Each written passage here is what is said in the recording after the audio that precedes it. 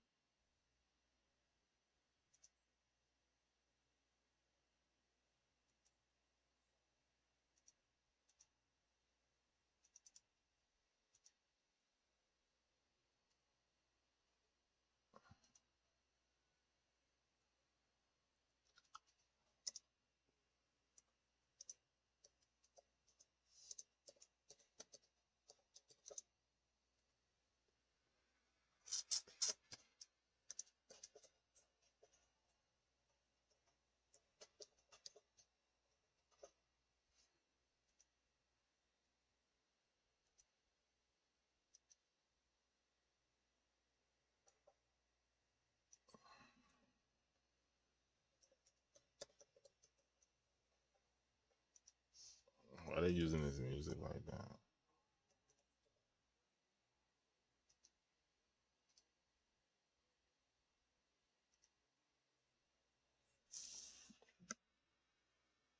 Mm.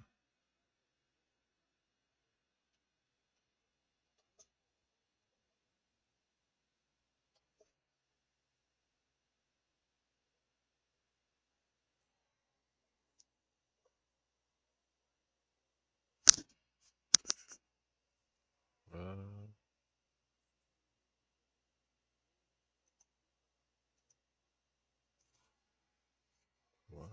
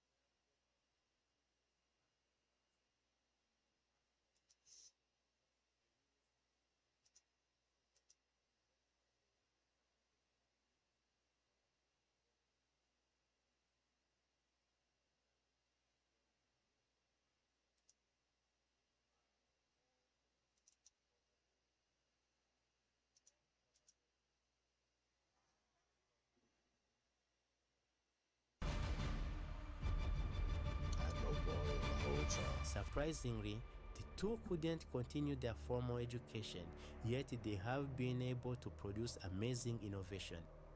For them, this is the silver lining to their story. System under self-testing. Please wait. Control and monitoring system. Headlights. Wheels. Right, turn. Left, turn. Driving, engine. Today, their main problem is still funding.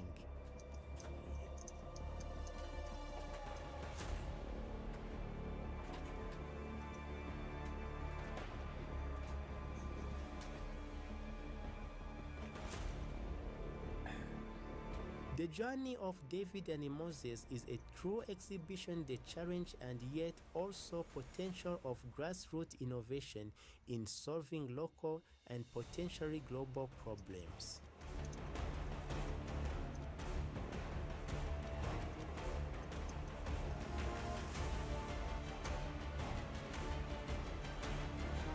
With limited resources, they've created a device that could benefit millions.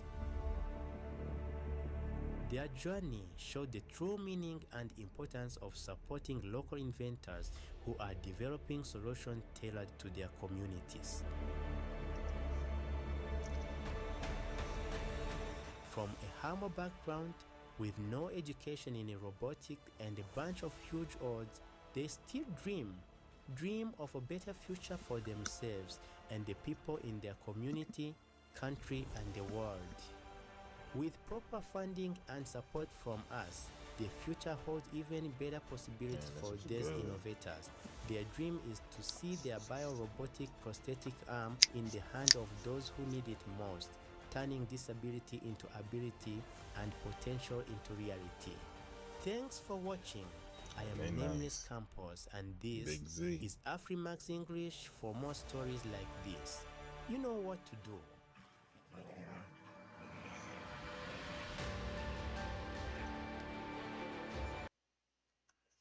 Yeah, that was fire.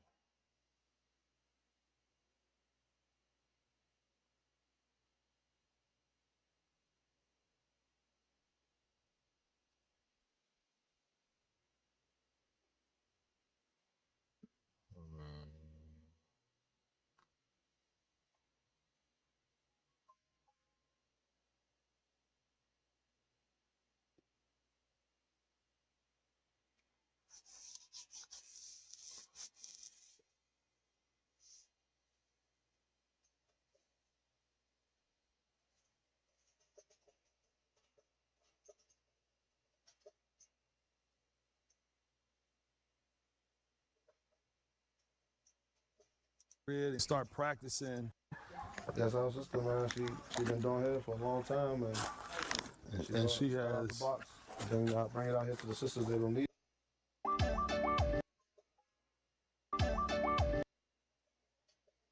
Hello and welcome to a new video. The Greeks' Antikythera mechanism was already considered the world's first. Oh fuck! Oh fuck! Every time, man. Why do they always want to hot drop us? I'm out! Tommy! Come to me! Oh no! There's no star or great that's played by. I need you to put on your El Presidente hat. Am I a black president? And put this song onto the kitchen. There's no star or great that's played by. I need you to put on your El Presidente hat. Am I a black president? Oh, one. You remember me in black MySpace? I was the black president. Oh, one. I was the black president before Barack. Off season is here, and off season news is flying. And we'll get to some of the other stuff at a different time. But right now, Lakers Nation is concerned, Gil. Lakers Nation is concerned. Yeah. No cap. I'm not even gonna lie. Do you have any pictures? Pictures of The free agents we after? all of them. It's everybody in the league. No. Someone put up a picture of the free agents that we are looking at. Let me see. Mm-hmm. I ain't never seen. Who is on? I ain't never seen that. Oh, you never see it? You see it right there? You texted it to me? No, I didn't text it. I seen it. You seen it? I ain't seen it. Hold on. Let me see if I can find it real quick. I thought I saved it. Laurie Markkinen, Jalen Duren. Yeah, okay, what is it? Who else? Tari Eason. I'm looking at it. Yeah, you see it? Walker Kessler. Is this it? Hold on. Let me. See. This is crazy. I know you're not. This picture? Nah, here, I'm sending it to you. Oh, it's even more than that. Oh, God. You know, y'all are agree. Y'all. Hold on. Is this it? Hold on. Y'all a greedy organization. We're a greedy organization? Nah. We ain't greedy, brother. I'm gonna show you this. Where we at? Hold on. We can. Oh, I recovered it, so it's not back in the trash no more.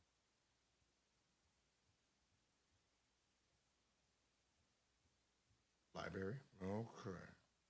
Now, go down. Okay, there it is. Send it to you. Make me sway.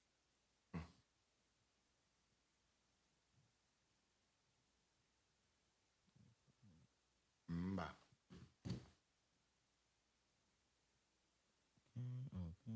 Boom. Yo, what is this? Yeah. You see, I see that. I was, it was like Los Angeles. I read. I was like, and it says so Lakers all day, every day. Like, okay, yeah. And then it says it at the top, Los Angeles Laker free agency targets.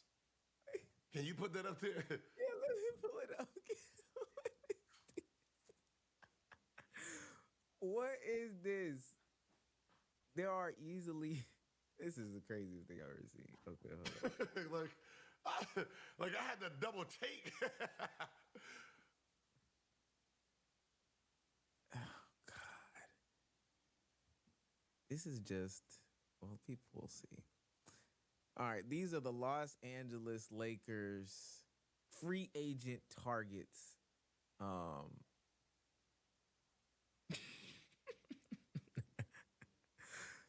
First of all, this this is a good portion of the Oklahoma City Thunder here. This is Grant Williams, I Hart, Jalen Duren, Walker Kessler, Mitchell Robinson, Andrew Wiggins. I don't know who this is right here. This might be Tari. This is Tari Eason. Lou Dort. Why do this your fan base? So you got to tell me. Why does Laker Nation feel as though they can get all these people? What's going on right now?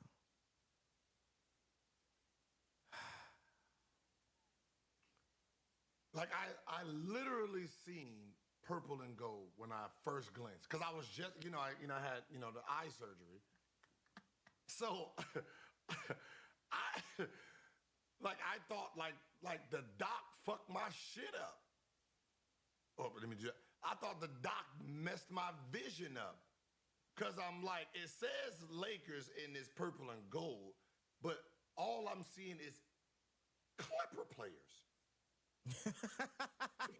Like I see like people who this is Clippers type of talent going on right here. These ain't Laker talent. I don't see Giannis. I know that ain't Giannis in the front. Is that Giannis? Is that Jokic, Wemby, John Morant? Like KD, is that KD in the back with the dreads? Like what? KD with the dreads is funny though. Like I don't know what was going on. Maybe you'll get them damn sidekick ass players out of here, man. We already got a bunch of sidekicks we don't want. What's wrong with y'all? Like it took me, and that's why I erased it. Because I thought it was just the vision, because I just put the drops in, then woke up, so I'm kind of cloudy. To then realize it wasn't me who vision was, it was his vision. He was picking the wrong players. He must have auto-drafted these players out. This is where we're gonna auto-draft. Nothing wrong with the players. We just don't want you on this team. Okay? I like all these players where they are. You don't want to come to this team with me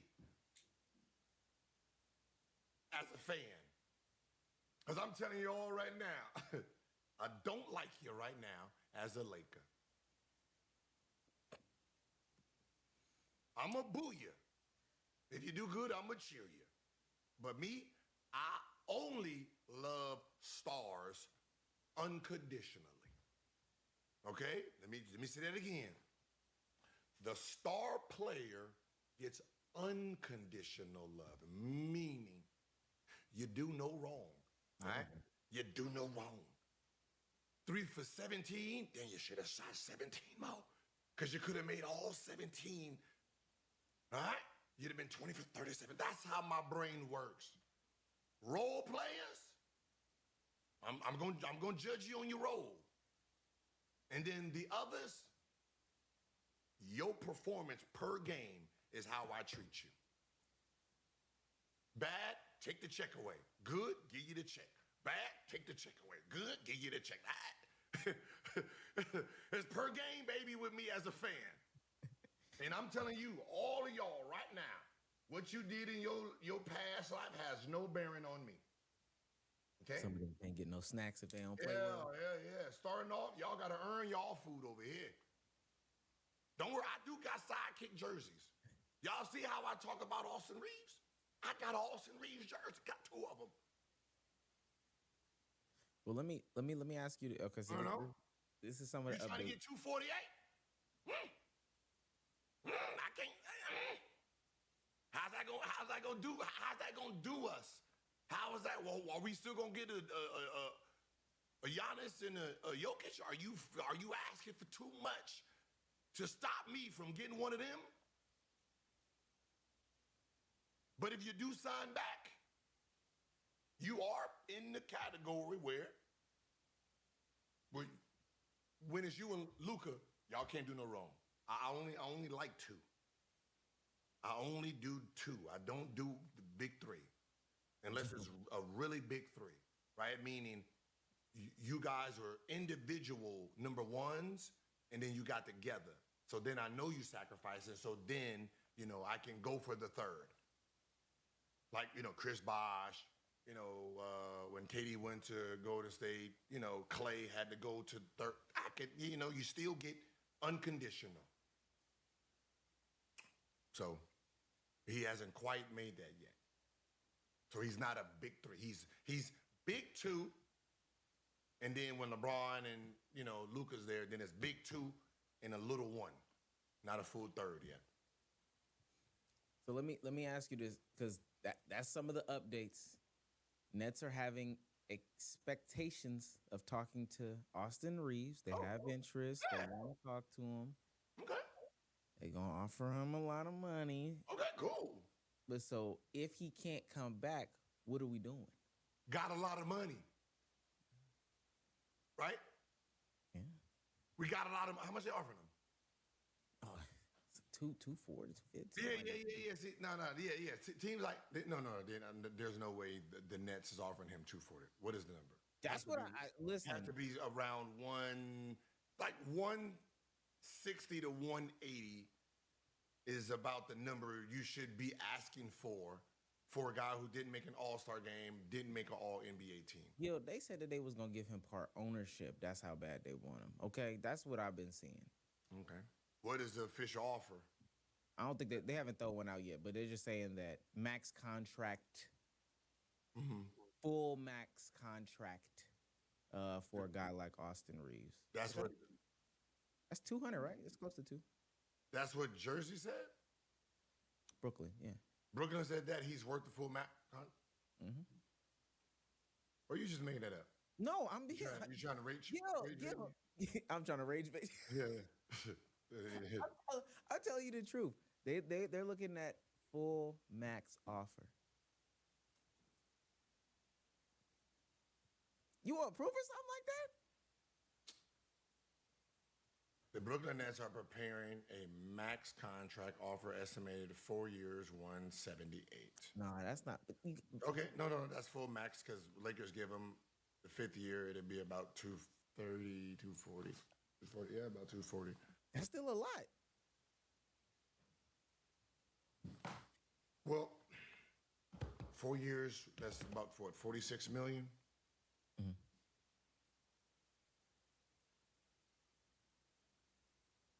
I mean, when you talk about 46 million a year, you're talking about all NBA players, Donovan Mitchell, Booker, right? Trae Young, Jalen, Brown, right? That's that group. That's what I said. He hasn't made an All-Star game or All NBA game yet. And that matters because you're getting paid that. So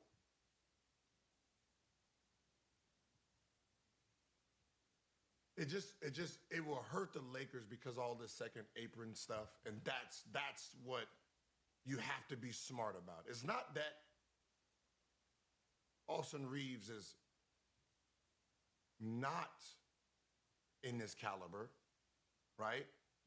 We know what he does when it's him by himself. He's proven that. He's proven him and like he has his resume. The problem is this. I actually have a cap now. I don't have open space like I did before. So now you were worth 48 if I got unlimited money. right? If I get put on a budget, there's just some things I can't spend the money on like I want to, right? So 4 years, 178. If Lakers want to keep him, you offer him 5 years, 178, and some secret shit under the back, right? I'm just going to be honest with you. This is why people like me can't be gazillionaires. But this is why gazillionaires are gazillionaires. I don't play by rules. Rules are made for everyone. Right? Right. There's no star or great that's played by rules, right? You can only train from this time to this time. If we all did that, we're all even. Right? It's an upper, I gotta break the rule. They said only 2 hours, goddamn it, I'm doing 6. I'm doing like there's that. So here, the rule says I can only pay him this much. But I want him, and I want to go get that too. So I gotta bend these rules. I want him push. I gotta do whatever I gotta do. The people who play by the rules, they're in last place every year.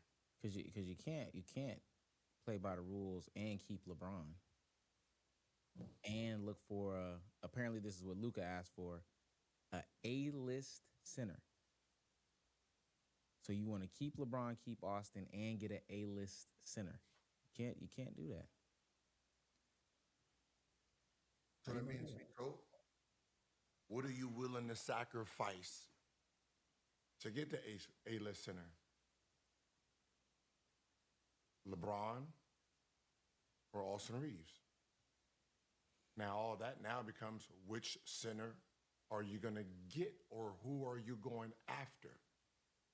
Then you look at who gets the money. LeBron James and these two or Austin Reeves and these two, right?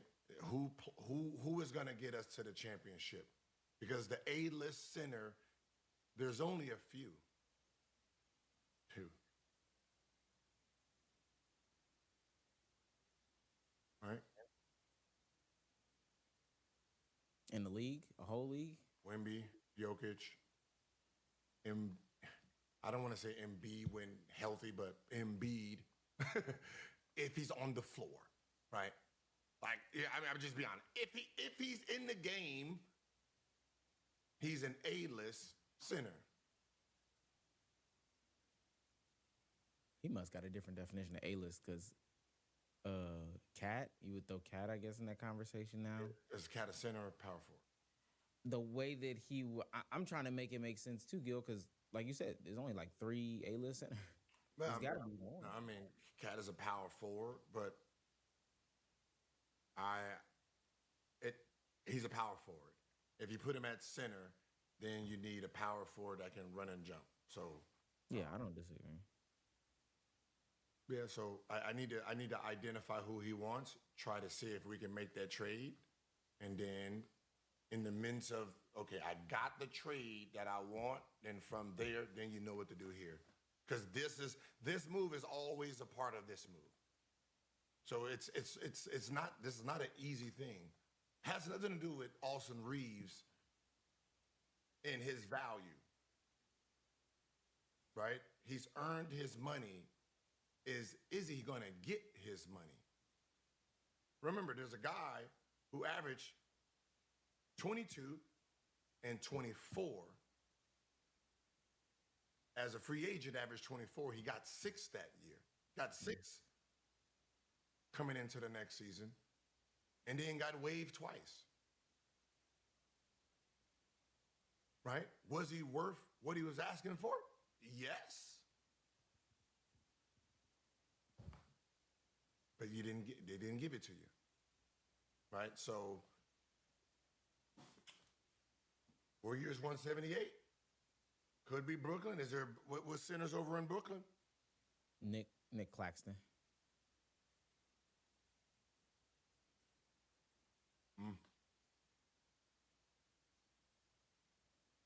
Claxton. Yeah, you just go ahead, gotta let him go. Hey, sometimes you just gotta watch what? You just gotta watch the boat. Wave on, hey, Austin, hey, man, good shit, dog. Hey, man, you was like a brother to me. It was like a brother to me. Boom, man, that's it.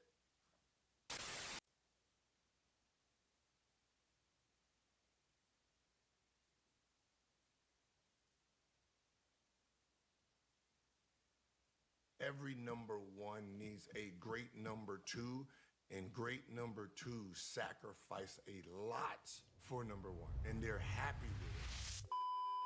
Place.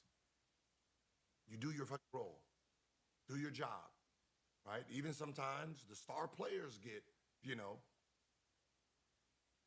hey, you supposed to be the star player, right? Like, I'm shooting 2 for 13. I'm out there. He's supposed to be the star player. You ain't leading us right now. Do your day. You get paid max to lead us. You can't go out there drinking all night and then you hungover in the game. That's not what leaders do, right? So you have those dynamics in games, right? In your locker room, and sometimes the best locker room is when the leader is being challenged by someone on the team, right? And that's where Draymond Green comes in at, you know what I mean? That's where his type of personality, comes in, where, he's, right, obviously he's gonna piss people off,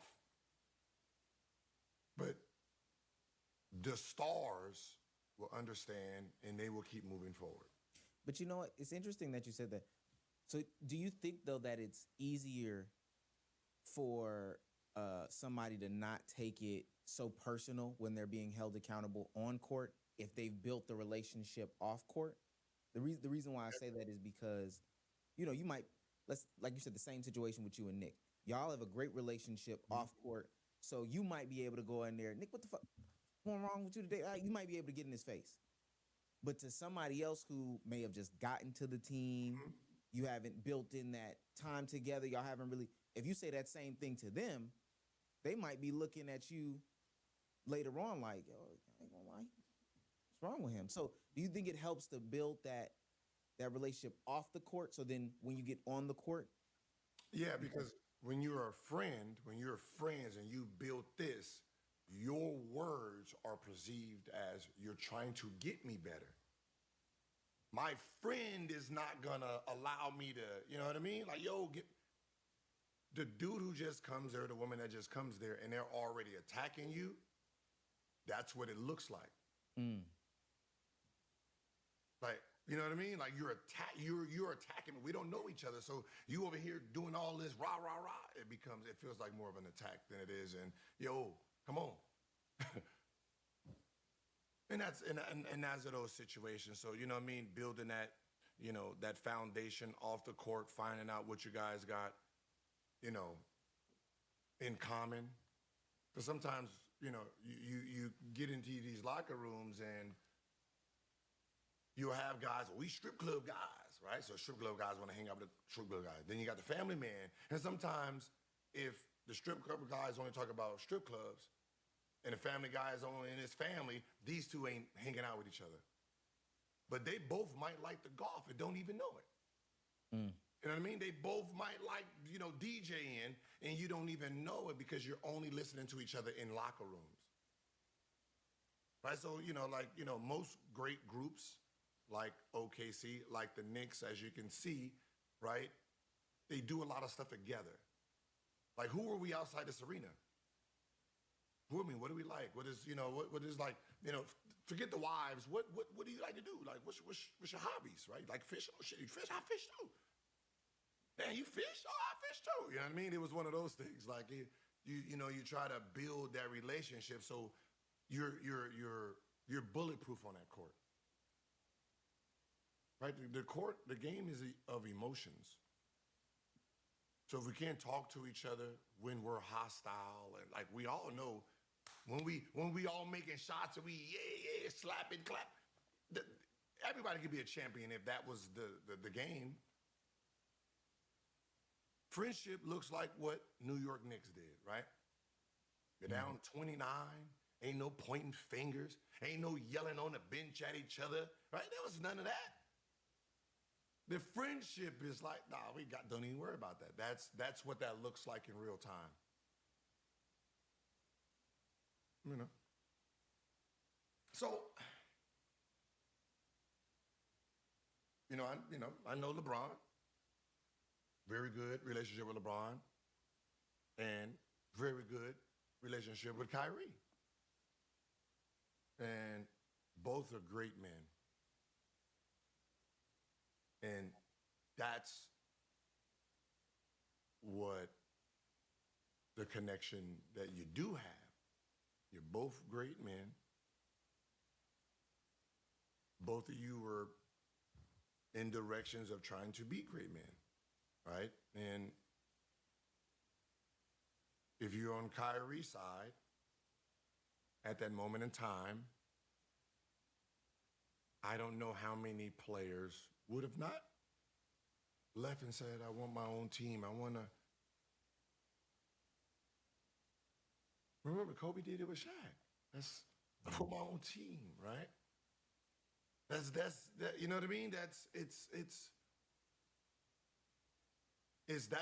your work ethic, everybody want to feel appreciated.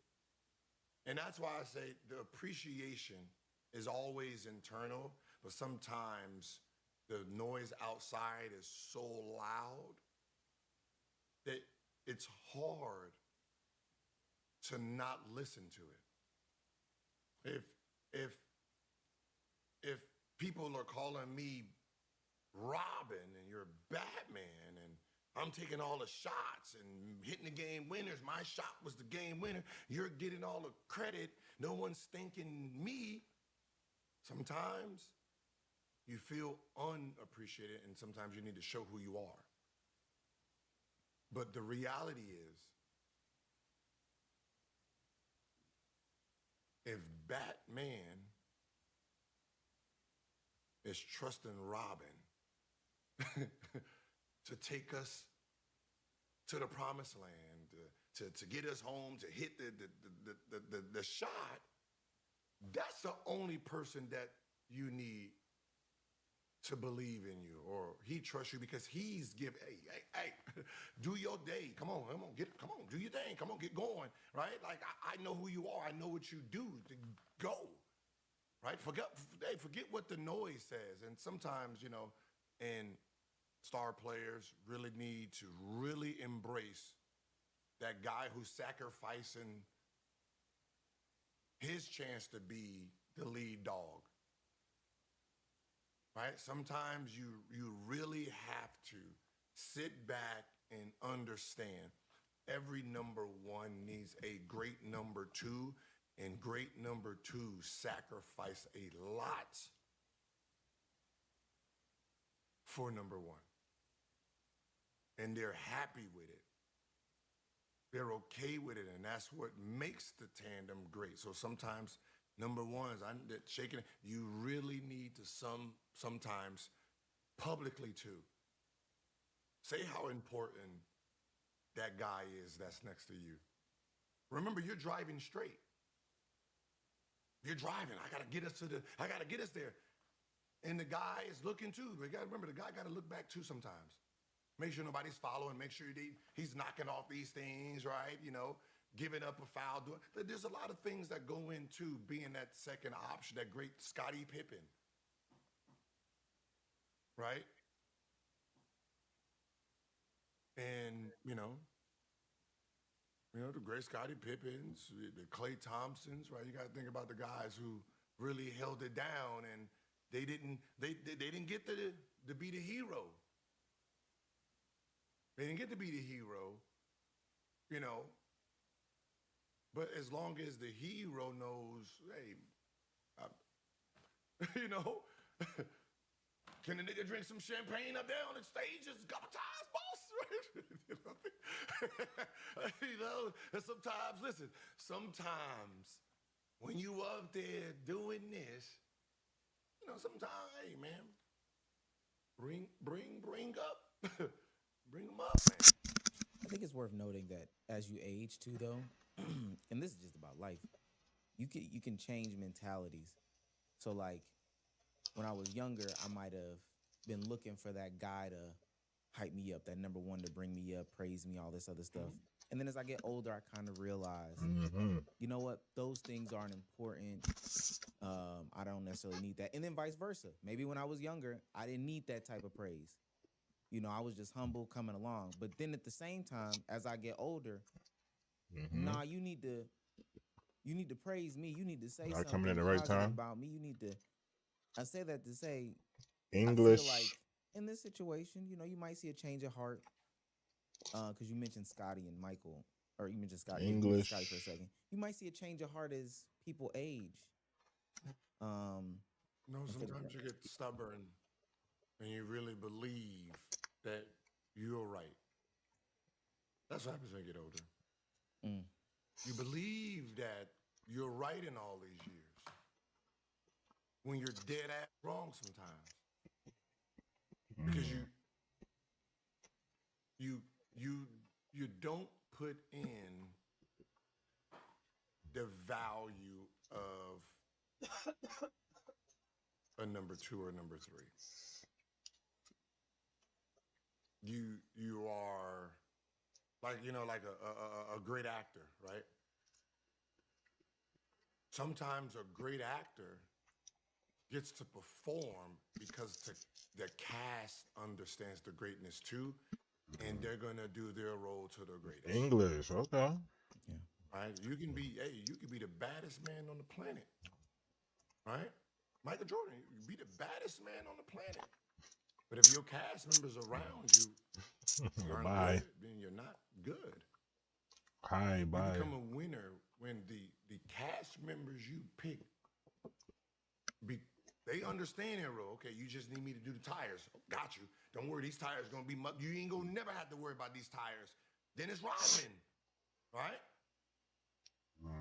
When we racing, that man who races around, there's pit crew, right? And the guy who's putting them bolts back on that tires as fast as possible, cutting off 2 seconds, cutting off a half a second, that guy's important. Right? Everybody got to do their part. And, you know, just like that, you have to give credit as the star player. You have to give credit to your supporting cast. I wasn't even going because long. the world won't remember them. So you have to stay relevant. You have to make sure that everyone remembers who you are. The people next to you that help you become the greatest of all time, the second greatest of all time, right? And, you know, like the Michael Jordan, LeBron debate is exactly the story of the NBA. What's going on? The star player doesn't need to say he's the star player. What's going on? Because the world does it every time for him. Yeah, I can see your chat. He gets his roses. He gets the roses. The standing ovation. All right, you the see MVP my chat. trophies, right? He gets the rewards. Can I see your chat? Time. While the person in the shadow is like, hey, I'm doing great shit over here too, right? You know, right? Yeah, he had 35 points. I had 15 assists. You know what I mean? So the number 2 is always trying to prove that, hey, you know what I mean? Like, you know, championship one, Kyrie hit the shot. Everybody runs to LeBron. Kyrie's like, Demo. oh, yeah, all right. Well, okay. You know what I mean? And it's nah, come on, hey, nah, come over here. No, sit up here. I know you're gonna sit up here with me, 1 and 2. We're not letting nobody separate us. Dwayne Wade and LeBron when they was doing interviews together. We here together. Talk to us together. What Shay is doing, hey, we're doing this off the court interview together.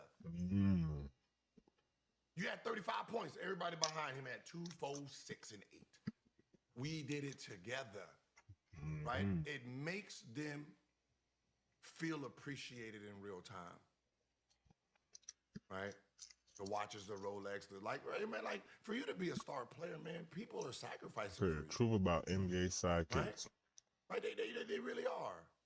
Holding back their talent because they see something that moves a little different. Right? Cat. Come on. Like people like I watched the whole thing back again. And Cat, you gotta give him his flowers. Stop that trade talk. Trade talk. I'm sorry. Please stop it. I don't want to hear about what he did in the fourth because of you not watching and re-watching to see a star player in one option turns the engine Turn you and down puts because on I his hear your number TV. 2 roles. Yeah, I'm watching the shit. Number 1, hey, we doing it together. But why am I hearing it though? To win the game, I don't know why you're hearing it. Through the headphone. And he puts on another shield already. I'll turn it and down. now it's about rebound, defense, making sure, like he's playing a You whole always different asking role. like what are white people's history? Where did they come from? And shit like that. I'm watching a fucking an interview right now. 2 white people. And I guess he's just giving the background. I mean, he's been researching and shit into Freemasonry and all that bullshit on there, blah, blah, blah, blah, blah. And I guess he's just giving the fucking, whatever, you get it. Where white people come from. Or their background. Yeah, apparently they were clones. Their history. Yeah, so apparently yeah, they were clones. That was told to us. Huh? Apparently, he's pretty much saying that back then, like, majority of the people were wiped out, and they replenished majority of the world's population with, like, cloning white people and shit.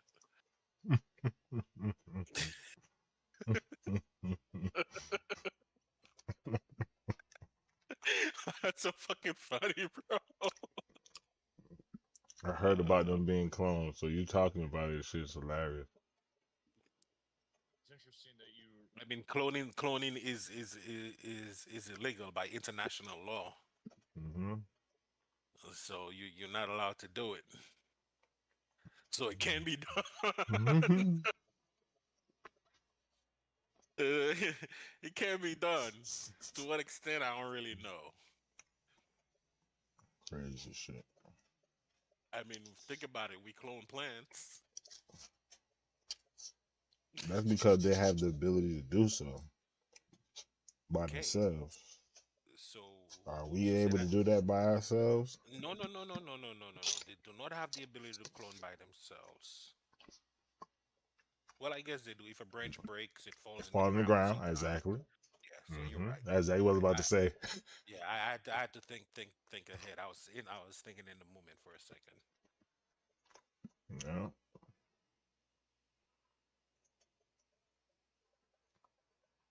They don't need us to populate. Trees don't need us to populate them. No, they don't. As much pollen as them motherfuckers create, the wind blows everywhere. There's so much different types of trees because the tree nut blows everywhere. Yep. Especially in America. And we traveling with the shit. Land on our cars. Our car could drive from here to New Jersey, pregnate somebody in New Jersey.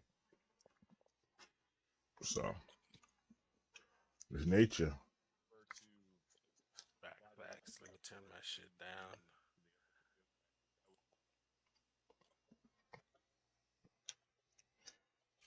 So you saying the headset mic is picking up the sound from the air? Yes. That's crazy. Because it's like a Logitech headset. Them work headsets. I use my work headset. Tired of buying headsets. I only use my PC now. don't Mm-hmm. really need an Xbox headset anymore, so I just don't didn't get a replacement. All right. If I need a new PC head. New one. Man reveals forgotten exercise that engages the full body. He climbing up. Shit.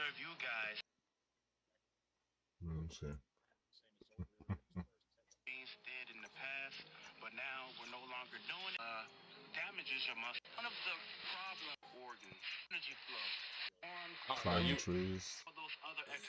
you might be interested in that. Might be. I'll put it in the chat if you want to watch it. You watch it. I'm live. I ain't doing nothing. I'm just watching shit. Same thing I was doing yesterday. All right, we going over to Rec. Let's see what Rec watching. The New Milish, whatever, they all seem to tell the similar story to what I'm gonna bring it back for you. globes that you'll see. Oh, you watching what you watching? You the TV show for today.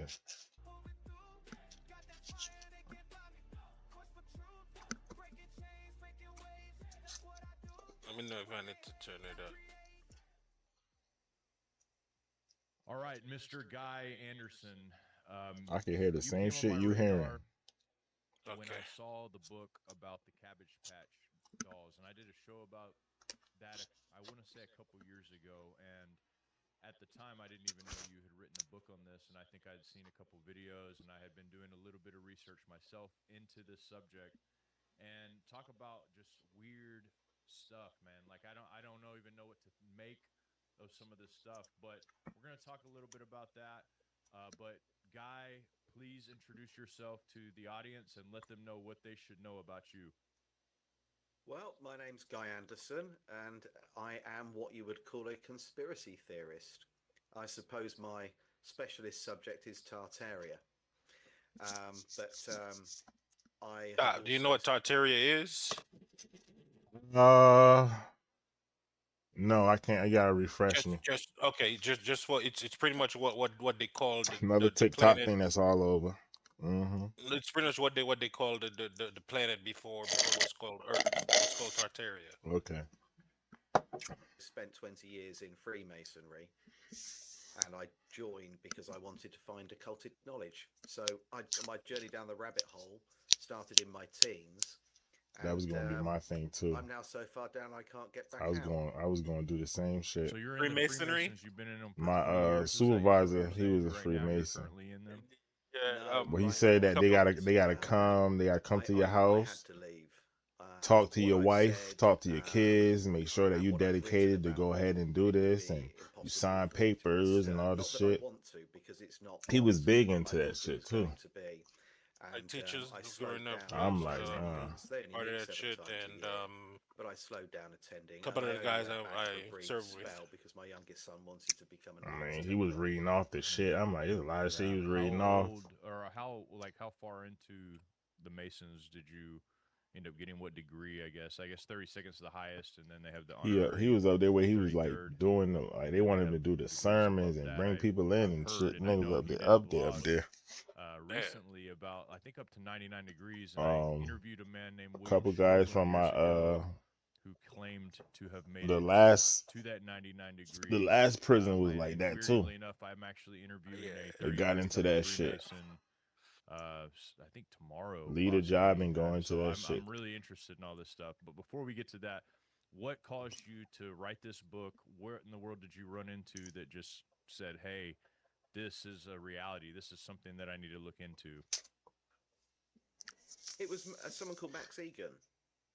I started following Max Egan years ago, and That name a couple of I times. hadn't heard of Tartaria before, and I don't know why, but for whatever reason, it seemed to just resonate with me, and it became an obsession. And I've looked into everything. I've been studying human cloning for years, Atlantis, obviously Freemasonry. Did we land on the moon? Are we on a spinning ball? Antarctica, and so on. This one appealed to me and became an obsession, I think, because it is the biggest cover up of them all. It blows everything else out of the water. I would have to agree on that, man. As somebody that really enjoys Go history, I feel ahead. like, growing up, my dad loved history. I loved history, and it was just one of those things that I could really feel like I knew a little bit about. And then, as I studied and found out about Tartaria, which I don't remember exactly what year it was. I want to say it was right around 2018, 2019, somewhere in that range, and started to look into it, looking into the old encyclopedias that we have and seeing Tartaria on these things, looking at some old globes that you'll see that have Tartaria on it, and I'm like, why in the world was this scrubbed? It doesn't make any sense. And so that is something that is one of the weirdest things, and I don't know what conclusions you come to about it, and you've definitely, from what I can tell, studied it in much more detail than I have. So, Cabbage Patch Kids, what the heck is that? Most people listening are going to say that That was sounds more like a your doll time. that I You used to probably play know more with about when that I than was a I do. child. So, what is the Cabbage Patch doll? Well, the Cabbage Patch Doll is plain sight. It's putting in plain sight something that happened a long time ago. It's human cloning. So when the previous civilization were wiped out, and this was through civil wars, the Napoleonic Wars, the American Civil War, they got rid of as many people from the old civilization as possible. They repopulated using Caucasian babies en masse, and they were distributed across the earth to basically start a new civilization in preparation for the Industrial Revolution. Hey, would you like your very own Shopify store? We're literally and completely free, by the way. We are When live you really streaming look right at now. it, If you bro, click and the you link ask just below yourself, this, like, we are live streaming. My brother a Adrian and I, we're two billion Shopify. is is a lot of is a high number. How many people are in the U.S.?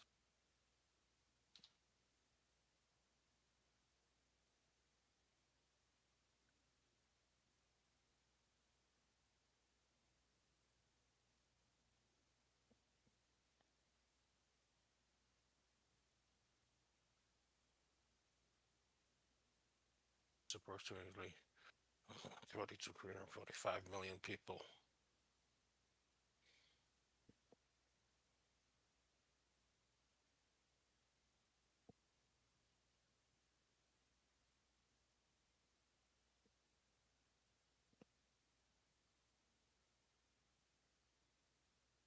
$8.3 billion people.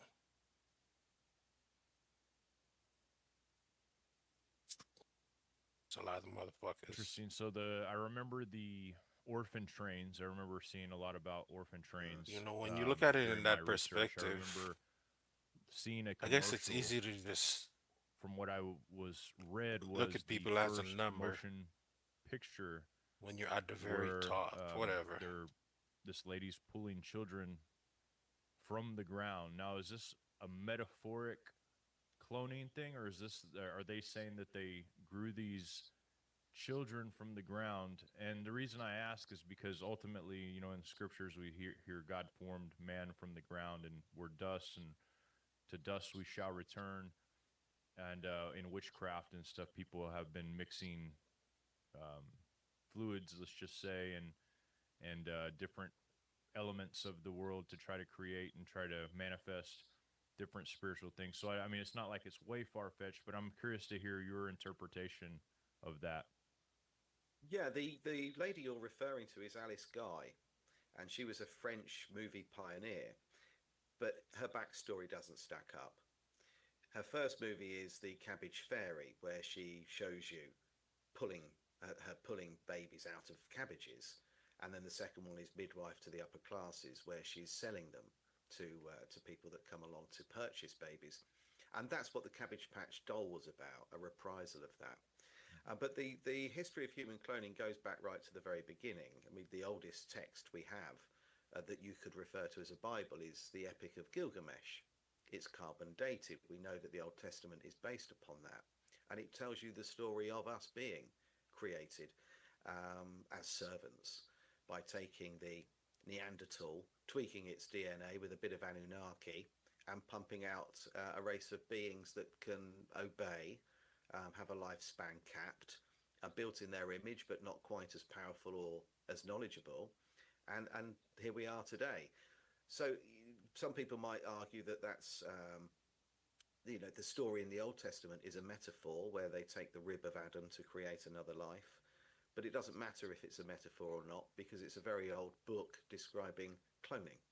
So, and we know that the Old Testament is based, on much earlier text, the Epic of Gilgamesh. So, cloning is the beginning of our civilization.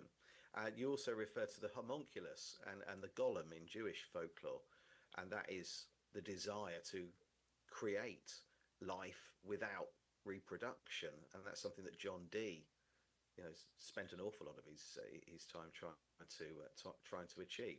I think it was sperm and horse manure were the key ingredients. It's interesting that you refer to the Bible more metaphoric than you do to the Epic of Gilgamesh, which I would probably switch that ideology, because Gilgamesh is a very it seems much more allegorical to me, whereas the Bible has a lot of historical names and stuff that can be tied to actual people.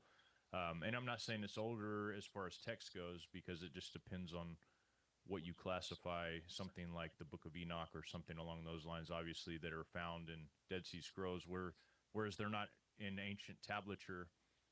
Different form of communicating and passing down information might be the case. And so I would probably disagree with you on that, but I totally get where you're coming from, because ultimately these stories align on all of the fronts, whether it's Epic of Gilgamesh, whether it's the stories of the Enuma Elish, whatever, they all seem to tell the similar story to what the Bible is telling. In my opinion, this is what I see. I see a very universal story there. Whereas the only thing that I think we would differ on that is I believe the Bible to be like the actual legitimate record for that. Like, I really do believe that. I know that that's foolishness to a lot of people, whatever. I've studied the different ones as well, but I'm not here to debate that right now. But I do want to know, like, as far as human cloning, what is the biggest evidence of human cloning that you could find that's not written in ancient text, something that we can grasp onto, people can go look at? What's your biggest evidence for this? And obviously we have now human cloning, like Dolly the sheep and stuff is a cloning type thing. We know that it's possible now, but in recent history, I guess you could say. I think we've got to look at the population. In 1776, the estimated population in the world was 770 million. 100 years later, it had doubled thereabouts to 1.35 billion. Which is hard to pull off considering the amount of men that died during that period of time in battle, because that's when a lot of the civil wars took place. So it's quite a hard task to achieve, to double the population. But what they miss out is that during that same period of time, 3.35 billion people died. None of that stacks up. So how do you have a situation where you start off with 770 million people, and 100 years later, you've doubled the population, but in the same period of time, lost over 3 billion people through. Yo, Nine, you here? I'm here, but not here. Huh? I'm here, but not here. Oh, you here, but not here. Okay. I'm So, twisting. And oh I'm man, listening. but you I just gotta go listen to back what to he the just said, numbers. I go back. bro? But when you really think about it, though, we've had World War I, we've had World War II. There was wars way back when with Napoleon. We've had civil wars. They've had so many wars where hundreds of thousands to millions of people are dying, right? Mhm.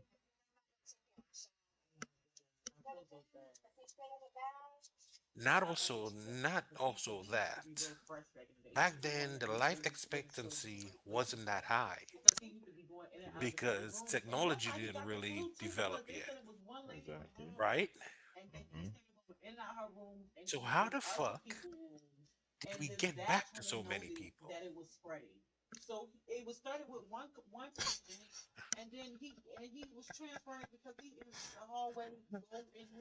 don't know. I don't know. War, famine, and disease, and natural causes. So when you look at these postcards that became really popular, the Cabbage Patch postcards, the incubator babies, the massive amount of children that were being shoved around on orphan trains. That they say 250,000, but estimates are double that. And that the children that were sent to Australia and all across the world. You know what's also crazy? Go ahead. You know what's also crazy? Go ahead. I saw a video today, this morning, while that has nothing to do with this, on my phone, where I thought the shit was AI, but it's from old school recording. It looks like the 70s or some shit, where a doctor was found with a container. He had a container in his backyard. He had for a long time, and I guess he fell behind on the payments. In the third month, he fell behind. They came back and repossessed the container.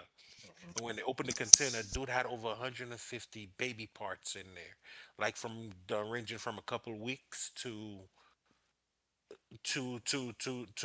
almost like fully grown babies in the container. So he just, I don't know, man. My brain is making connections. No, go ahead.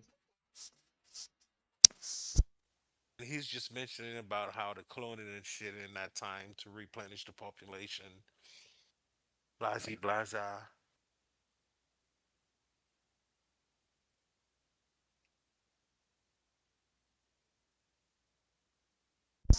The numbers don't stack up.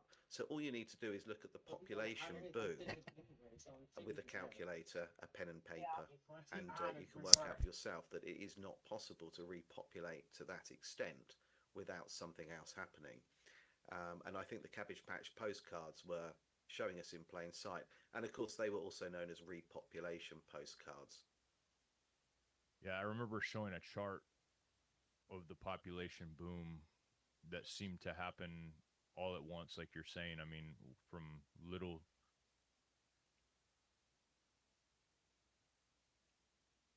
Wrong keyboard.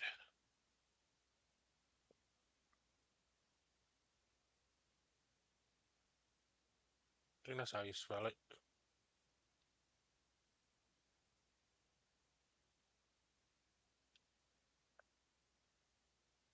Oh, two B's. Okay.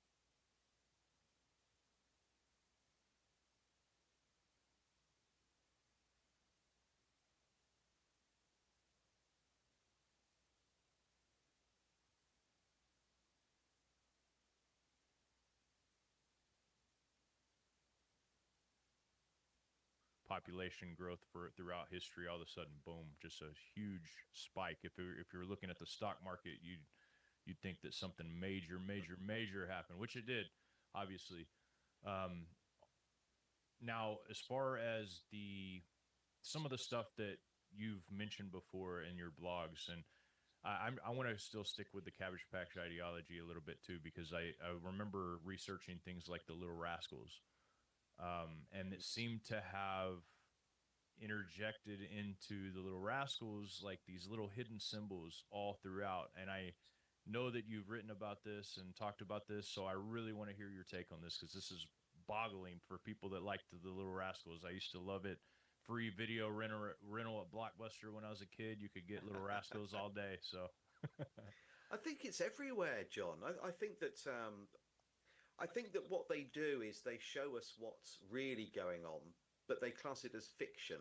So we see it in films like The Little Rascal, TV shows, and then we hear people like Kevin Hart speaking out and saying that they've been cloned. And Britney Spears and lots of other people have come out and said it too.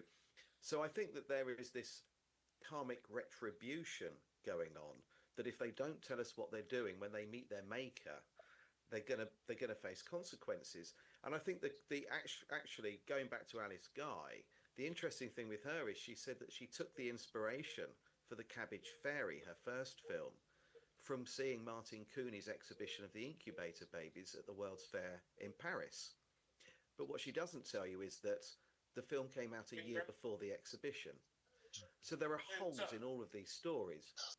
But I think the key one is actually the dolls themselves, the Cabbage Patch doll, because the story to that one is really fascinating. They actually came up with a fictional story as a marketing strategy to promote them.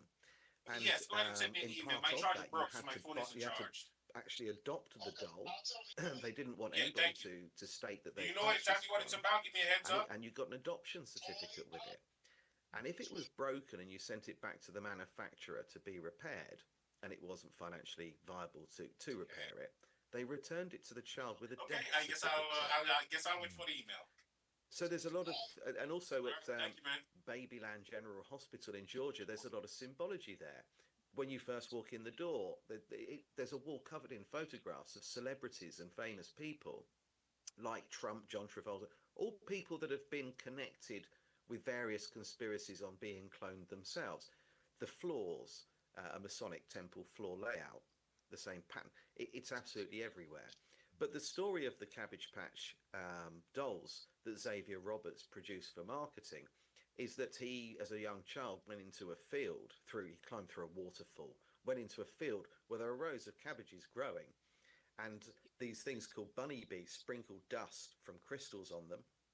They come to life, and the first one that speaks to him says, "You need to find us someone that will adopt us, because if you don't, we're going to have to go and work in the gold mine." Well, this is the story of miners and where the name really comes from, why you would call a child a miner, because that was who was mining. And we can see that in old photographs around the time of the Industrial Revolution. There are no adults working in the mines. There's no adults working in the workshops, workhouses and factories. It's just kids. There are kids everywhere. And the reason for that is because most of the adults have been removed. Whoa. What's that? I just built a budgeting app in Base 44. Guys, Nina just built an app. Impossible. Yeah, the asylums is something that really struck me. What he said was in a movie I watched before too. I actually ended up when I. Say that again. I'll tell you after Shannon and call. All right. I'm pausing for a sec. Let me head to the kitchen. Because sickness, it's too much. I envision a lot of people, and I envision me popping 4 Wellbutrin at the table in front of all these people.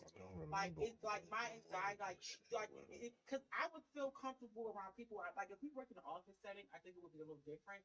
But because we're remote, I don't have to engage with people. I don't have to talk to people as much. I'm kind of like,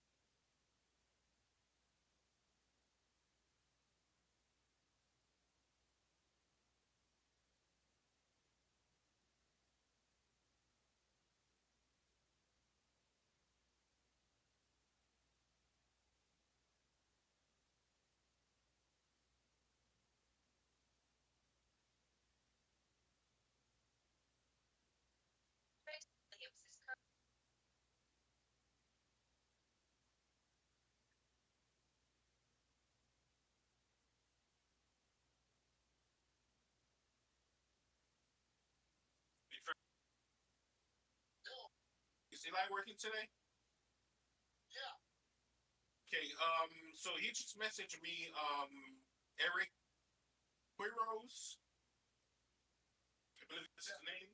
He just messaged me saying that he needs 1020 tires and he's trying to reach Eli, but he can't get. He's pretty much just asking me for 1020 tires, but I'm not gonna bypass Eli because it's his budget. And this moment right here is her very first time on set. Yes, after spending 6.5 years in prison on a second-degree murder charge, Pearson used her real-life experience growing up on the streets of Baltimore in scenes like this one, and this one. But how did a convicted criminal end each other with no information and survive one of the most brutal and chaotic servers we've played in a long time? Can we do it? Let's find out. I am lost. I'm stranded.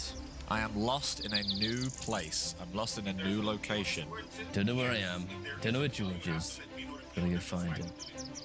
I don't know where John is. He's somewhere. I know he's somewhere around here, but I don't know where. And it's our job to find each other. Now this time, there is no set meet-up location. We have to use whatever we can, whatever tactic we can to find each other in-game. He's out there somewhere right now, and we have to find each other. Whether that's talking to people, asking them if they've seen John, finding a walkie-talkie, communicating on a walkie-talkie, bumping into each other, whatever it might be, we have to find each other. So let's get started. I better not be him right there, I swear to God. Hello? The Oddfellow thing is basically an orphanage type thing. It's a secret society where these orphans were basically, I would say, brainwashed almost into becoming this or that. I mean, we have like the Three Ring Circus is based off of the Three Rings of the Oddfellows. I believe that the guy that started the Three Ring Circus was an Oddfellow, and you just have the names and lists go on. You even have Albert Pike and people like that who were out of the order of the Oddfellows. So strange stuff. What about these asylums? I didn't get a ton of research into them, but I saw that they were literally everywhere. Yeah, so the reset, the last great reset was 1776, and that was the start of New World Order.